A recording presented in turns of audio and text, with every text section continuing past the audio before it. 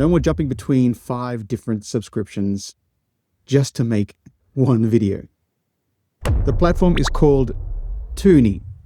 So let's dive in and look at what it can do. Okay, so when you first log into Tunee, you are greeted by the main AI agent page. And right in the middle is a smart conversational prompt box. This is a very standard concept nowadays, but Tunee lets you put almost anything. You can type in practically anything, upload files like audio files, video references, images, and documents. But before you hit generate, you get to choose your AI model category on the fly, which is incredibly handy. So on the landing page, this is the chat box. So you can go and type in stuff here to prompt Tunee. You can go and upload some files here. Now you can upload an audio file, a video file, an image, or a document to commence the project. You can also upload music from their library or from your library that's already been created.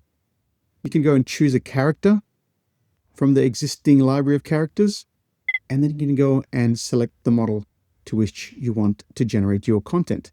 So this is the music panel. So you can see it's got Marika, Tempola, it's got 11 music, Hamian, it's got all of them.